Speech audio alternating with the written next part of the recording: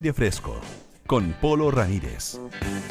Ya estamos de vuelta aquí en Aire Fresco, esto es Radio Duna, y nos acompaña esta tarde un gran invitado. Tenemos el honor de recibir acá en nuestro estudio a uno de los mayores nombres del humorismo gráfico, sin duda, acá en nuestro país. Él es autor de la caricatura diaria del diario La Tercera, para que ustedes lo vean y se hagan adictos, como muchísimas personas, a esa caricatura. Ha tenido una destacadísima carrera en el dibujo desde muy chico, además desde muy niño.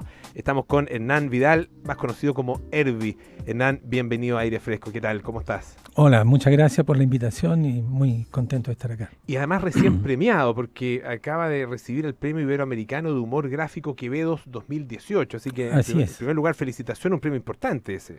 Sí, yo creo que demasiado importante. Sí. Me dejó un poco aturdido la magnitud del premio, sobre todo para un dibujante del fin del mundo. Generalmente este premio ha sido dado anteriormente a dibujantes o españoles o de tan significativa carrera como Quino o en fin, de ese nivel de... Claro, estamos hablando de nombres de primera línea. De primera línea, claro. Entonces, en codearse con ese tipo de personas es sorprendente. Yo decía que habías empezado a trabajar, o sea, habías empezado en la caricatura desde muy niño. ¿A qué edad fue eso? ¿En qué minuto tú te das cuenta, y no sé si tienes el recuerdo de eso, de que tienes un talento excepcional para el dibujo? Mira, yo creo que tenía una suerte inigualable en ese sentido del oficio, porque yo nací en un hogar bastante modesto, pero mi hermano mayor, Luis, un gran artista, un pintor de primera y escultor y, en fin, grabador, tenía ya la vocación de artista, y entonces mi casa, desde que yo tengo conocimiento y recuerdo, siempre estaba llena de materiales de dibujo, de lápices, pintura. Entonces, yo creo que poco después de gatear empecé a garabatear dibujos. Y posteriormente, de la escuela primaria, se dieron cuenta de que yo dibujaba bastante, para mi edad, y me becaron a una escuela especializada, la Escuela Experimental Artística. Uh-huh. Entonces, desde los 8 años, 9 años, durante un largo periodo yo tuve una educación sistemática en las artes gráficas, uh-huh, artes plásticas. Y ese o sea, a ti te cambiaron de colegio en el fondo. Claro, y entraste a este colegio experimental. Sí, a la edad de 8 años, 9 años.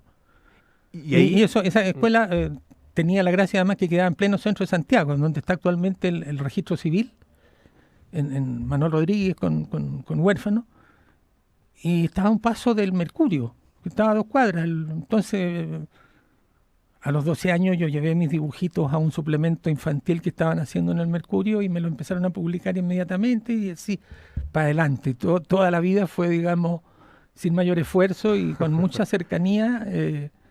Tuve a la mano la maestría de los grandes. También quedaba cerca de la Plaza Italia, y ahí estaba la editorial Zigzag con Pepo y todos los dibujantes que lo rodeaban, que lo fui a ver a los 12 años y me hice parte del grupo y le empecé a ayudar con Condorito a Pepo. A dibujar, claro, el propio Condorito. Claro, casualmente Pepo llevaba ya más de un año publicando en la revista OK ese fenomenal personaje que es Condorito, y había editado un álbum, un recopilatorio de las historietas de Condorito. Uh-huh. Y la editorial se entusiasmó con el éxito de este suplemento y le pidió que para el año siguiente hiciera, en vez de hacer una tira semanal, hiciera 2. Entonces ahí se empezó a colapsar un poco Pepo, porque además hacía muchas otras cosas. Claro. Sí, pues él tenía dibujos de todo tipo. De todo tipo. Incluso dibujos medio eróticos tenía. Sí, claro. Se decía, trabajaba en la revista El Pingüino, claro, en fin, etcétera. Hacía la publicidad de La Polla, por ejemplo. Todos los afiches enormes de La Polla los hacía él semanalmente. Y entonces empezó a verse un poco acosado con este trabajo y me pidió que le pasara tinta, que él dibujaba lápiz y yo le pasaba tinta. Tuve que aprender a usar el pincel como forma de pasar tinta, cosa que yo no había hecho nunca. Siempre había dibujado con plumas. Ya. Eran con pincel. Siempre, eso. siempre, sí. Ya. Sí, muy, muy simpático porque el pincel da una gama muy grande de grosores de línea, entonces con una misma pincelada puede ser una línea de medio milímetro y de medio centímetro. Claro. Claro, pero es otra técnica. Es otra técnica, muy absolutamente distinta. distinta. Y bueno, como te digo, fue totalmente... tuve mucha suerte de que todo estuviera cerca y donde llegaba me acogían bien y me daban trabajo. A los 12 años ya me fueron a buscar para hacer una historieta en una revista del arzobispado y me pagaban.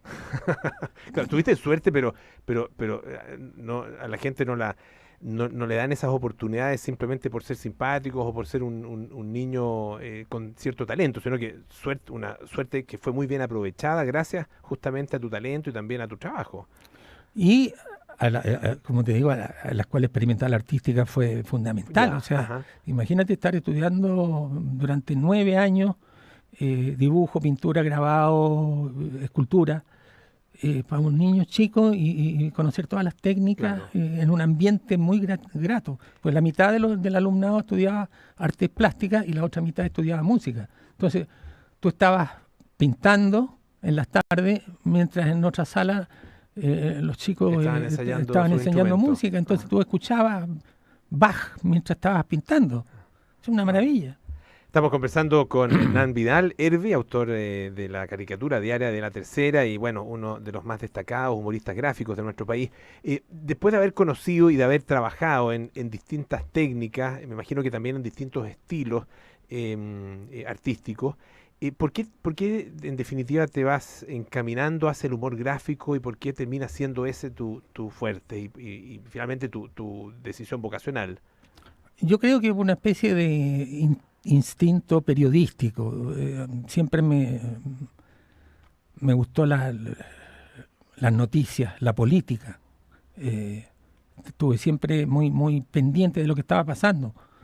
De hecho, en esta primera incursión, digamos, profesional en esa revista del arzobispado, conocí a grandes periodistas, a Abraham Santibáñez, que es actualmente Premio Nacional de Periodismo, en fin, a los más grandes periodistas de aquel momento los conocí de cerca. Y ellos me empezaron también a pedir que hiciera unas caricaturas que tuvieran que ver o ilustraran las noticias que estaban ocurriendo en ese momento. Yo no tenía mucha idea entonces de aquello, pero tuve que empezar a leer mucho para darme cuenta qué es lo que estaba pasando, por ejemplo, en Argentina, con Domingo Perón, con las dictaduras, etcétera. Y también empezaste muy joven, entonces, en ese ámbito. Sí, así es. Y bueno, y después por un interés propio, como te digo, una especie de síndrome periodístico de estar al tanto de todo lo que pasa hasta el día de hoy. Ahora, cuando ya te enfocas en el humorismo gráfico cotidiano, digamos, diario o semanal, ¿dónde empiezas a trabajar ahí en esos tiempos? Y particularmente en la época de la dictadura, porque ahí el humor gráfico, la verdad que tomó mucha importancia. Era más difícil de hacer, obviamente había muchas restricciones, pero era el espacio donde de alguna manera se podía ser un poquitito más puntúo sin que hubiera consecuencias graves. Sí, fue un camino muy difícil ese. Ya con algunos colegas estábamos haciendo mucho humor social, humor que tenía que ver con la cotidianeidad, ¿no? Con la política. Uh-huh. No hay que olvidar que en aquellos tiempos, en los años 60, el mundo estaba dividido en dos. Había una guerra fría que lo abarcaba todo, Claro. todo Que se expresaba en todo Chile el planeta, también. en todo el planeta. Y claro, en Chile se expresó fundamentalmente por las elecciones presidenciales del año 70, Claro. donde Chile estaba dividido entre la derecha y la izquierda. Y ahí había mucho material con el cual hacer humor. ¿Dónde estabas trabajando tú en ese minuto? En esos años nosotros con este grupo de dibujantes habíamos fundado una revista autoeditada, la revista La Chiva, Uh-huh. que era una revista tenía mucha influencia de grandes dibujantes humorísticos y de cómic de España principalmente y de México y algunos de Argentina.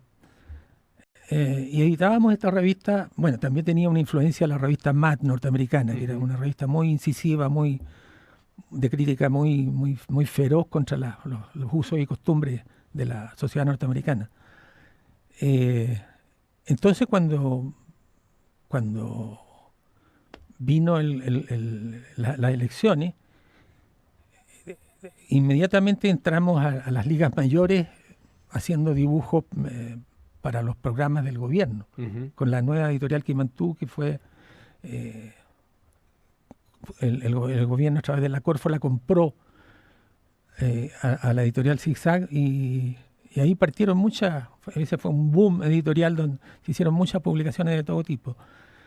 Y de ahí vino después el golpe y hubo un periodo largo donde no había dónde dibujar, y bueno, me dediqué a otras cosas.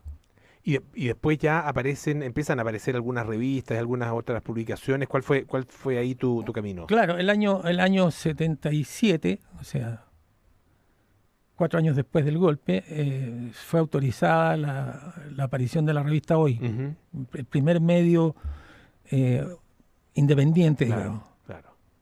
Y me llamaron para trabajar ahí. Y yo empecé desde el primer número. Y hasta el último, estuviste hasta el último número. Sí. Y ahí estaba Rufino también. Rufino, sí. El gran Rufino, al cual saludo desde esta radio, porque es un tipo fenomenal. Ahí estaban y eran ustedes dos nomás, ¿no es cierto? En ese momento éramos nosotros dos, sí. ¿Y cómo fue ese periodo? Sobre todo desde el punto en algunos momentos más complejos, donde había una fuerte censura. Yo recuerdo, no sé si en la revista Hoy también ocurrió, pero sí recuerdo en otras revistas donde aparecían páginas en blanco.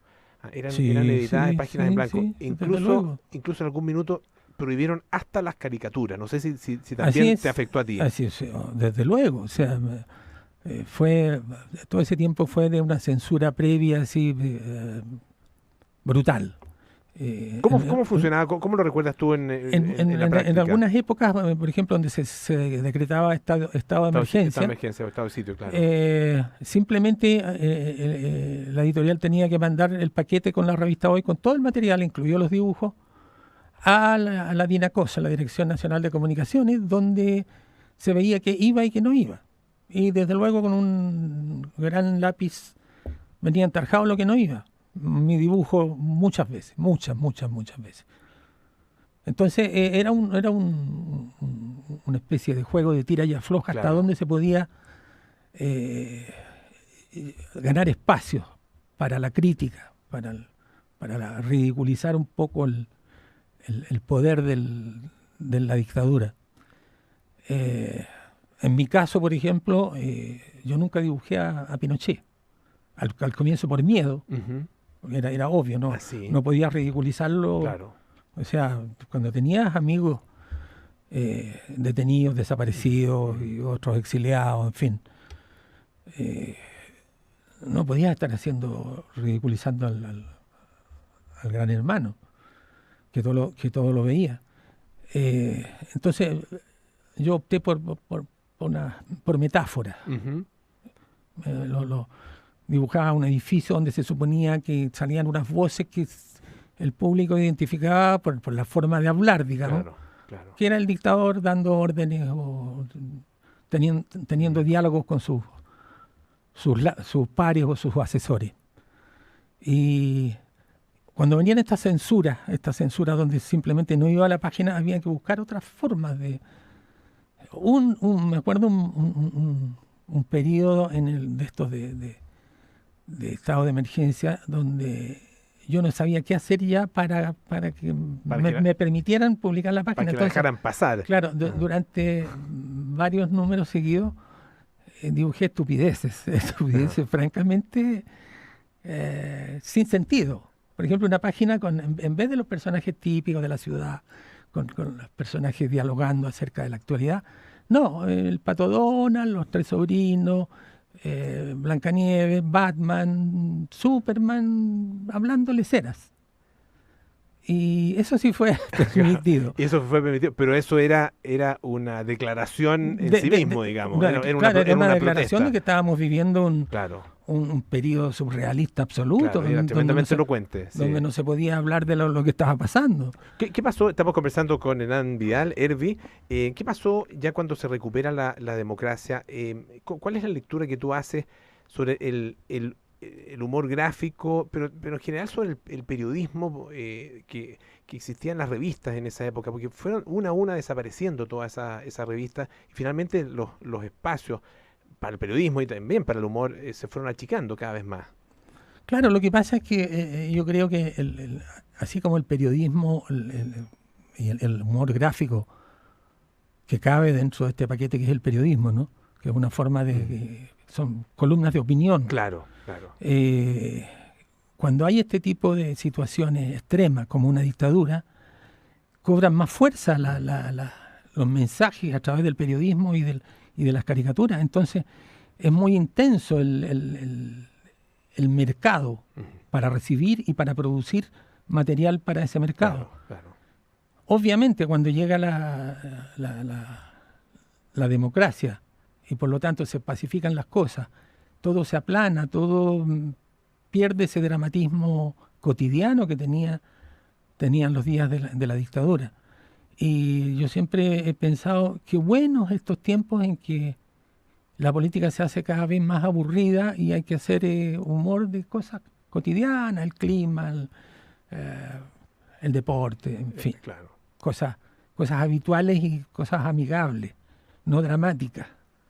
Eso quiere decir que estamos en tiempos un poco, en tiempos mejores desde el punto de vista de la convivencia, por lo menos. De la convivencia, por lo menos en este país, y hasta donde dure, porque dadas las circunstancias internacionales, yo estoy viendo todos los días, apasionadamente, la teleserie que está ocurriendo en Estados Unidos, que es una cosa pero asombrosa. Cada día pasa una noticia más espeluznante que el día anterior.